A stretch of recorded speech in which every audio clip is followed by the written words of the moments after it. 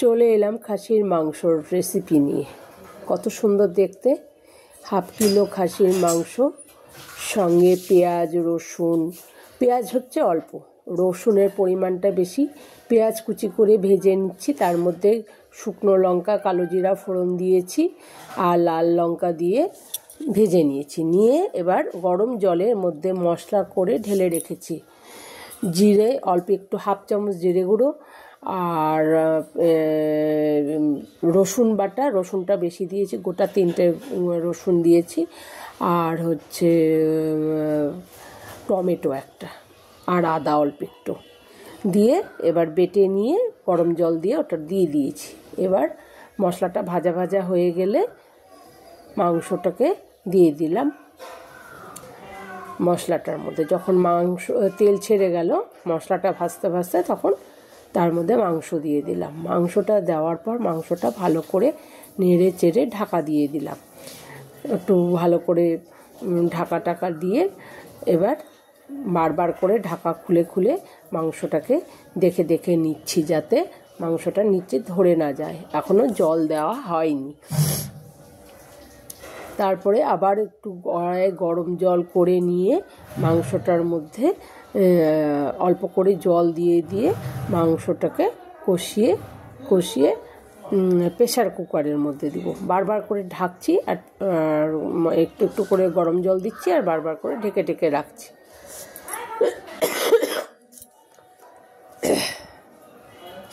তার দিয়ে ভালো করে কষিয়ে যখন একদম কষানো কমপ্লিট, তেলটা ছেড়ে গেল, তখন গরম জল করে মাংসর মধ্যে দিয়ে প্রেসারের মধ্যে সিটিতে দিয়ে দিলাম। 2-3টে সিটি দিয়ে নিলাম। আর লবণ হলুদ তো দিতেই হবে, লবণ হলুদ আন্দাজ মতো করে দিতে হবে, যার যেমন রুচি।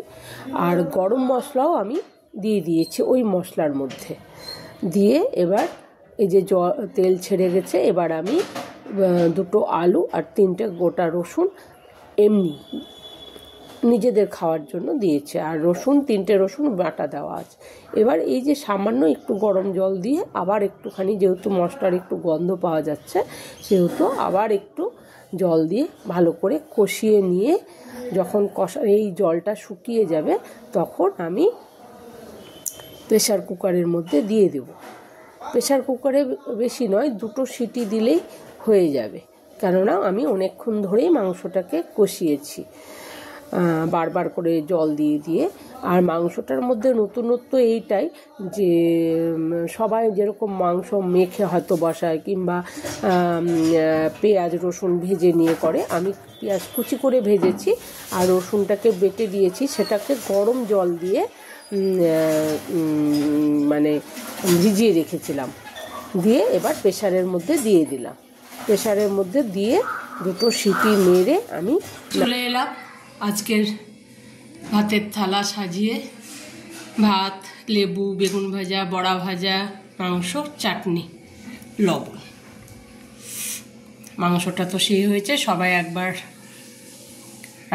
এইভাবে রান্না করে খেয়ে দেখবেন।